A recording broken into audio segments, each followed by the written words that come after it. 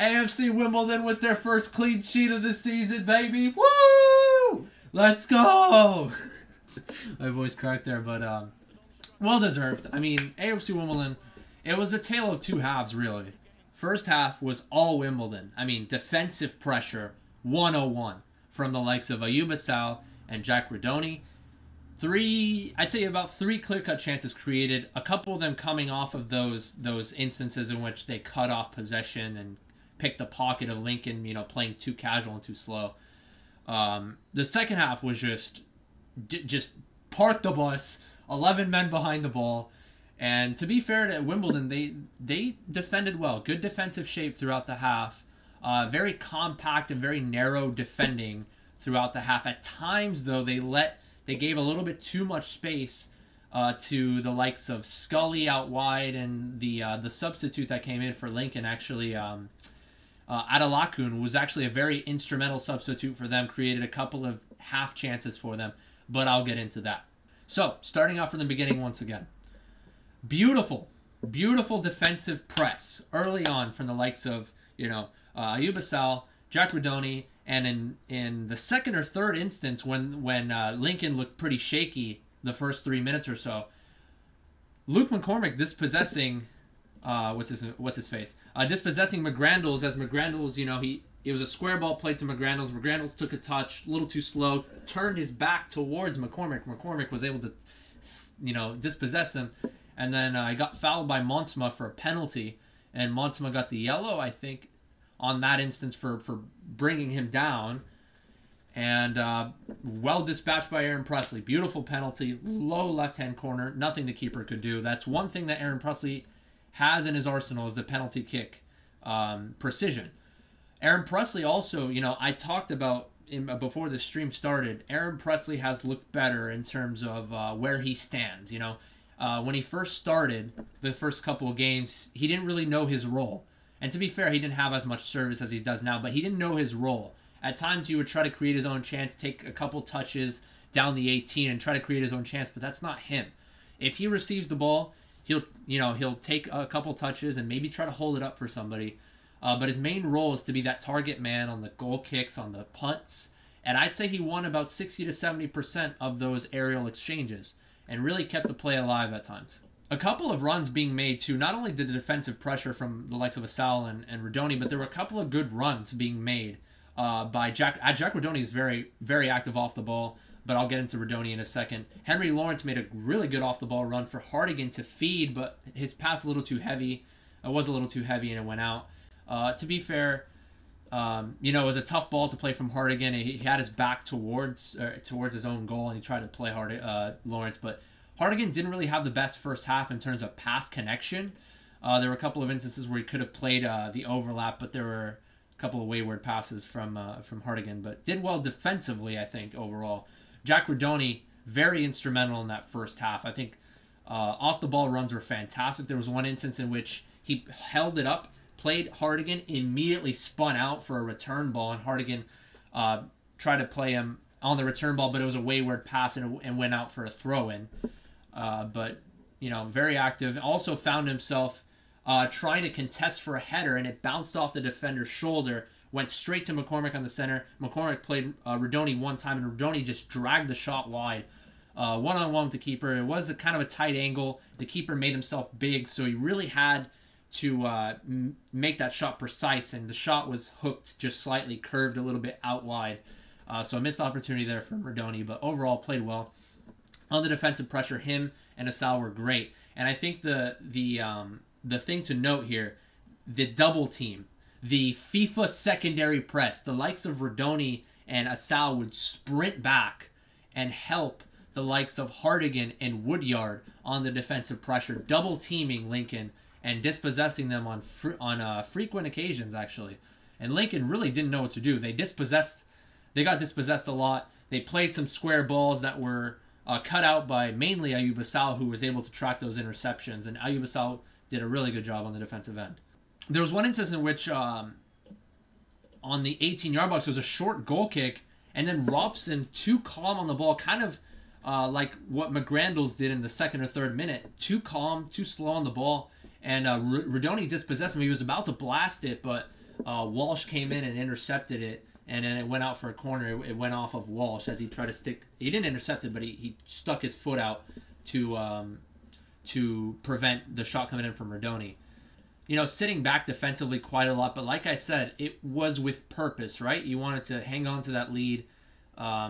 They played an offside trap in the beginning of that second half, though, and you know, it allowed the likes of Scully and at times Robson coming out from that outside back position.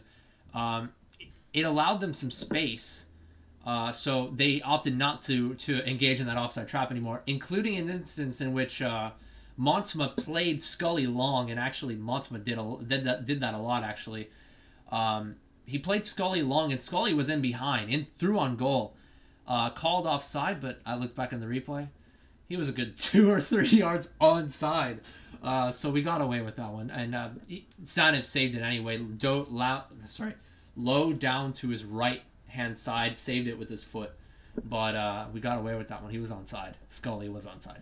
So after that, we sat deep. We didn't play any more offside trap. And, you know, Scully was played a lot through the center backs. And Scully, instead of being in through on goal, he would be forced to try to create something, try to play make. And the likes of Henry Lawrence and, you know, sometimes Woodyard dropping deep and sometimes Rodoni dropping deep forced Lincoln City back out to play to the center mids, or forced it back to the right foot to play the cross in.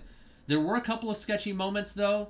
They didn't defend, you know, flawlessly throughout the half. There were a couple of sketchy moments where one of them being Henry Lawrence and Paul Osu coming in for a Sal, who, you know, put a great shift in, got caught out, through ball played, cross came in, and Callum Bai stuck his foot out, last-ditch effort, stuck his foot out, and instead of like a tap-in from 6 yards out from the substitute Adalakun, he actually had to you know, swing his foot out all the way to even get connection on the ball, and didn't connect it as sweetly as he would have liked out for a corner. And the corner was a poorly defended one from Wimbledon. They brought 2 men out to try to cut off the short corner, and then they just chipped it over to Scully. Scully had so much time, brought it down, took one touch and blasted it over. He blasted it over the bar, thankfully, but he had time to shoot there. Other than those 2 instances, I think Wimbledon defended very well. Ben Hennigan was class all game. First half, defensive positioning. There was a low cross in which he actually, you know, put himself in a position, defended it, cut it out. Otherwise, it would have been, I think it would have been not an easy tap-in, but it would have been an effort from about 9-10 yards out. Ben Hennigan blocked, I think, probably 4 or 5 shots this game. Nesta Guinness-Walker did decently defensively in terms of shot blocking as well. So now I'm going to talk a little bit about Lincoln City here. I think, you know, I said it was a tale of 2 halves for AFC Wimbledon, but for Lincoln City, it's a tale of 2 sides of the coin. On one side of the coin, Lincoln City were absolutely poor. They were god-awful in that first half with plenty of giveaways. To be fair, Asal and Rodoni are just freaking amazing with their off-the-ball pressure. But, you know, a couple of wayward passes, square passes that were easily cut off, a couple of moments in which they were too slow on the ball.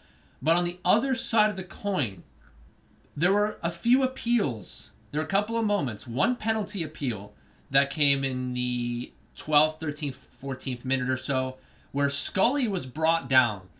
There was a pass down the side of the 18-yard box, or inside of the 18, close to the line though, and Scully kind of turned around and Woodyard was behind him, and then he got brought down.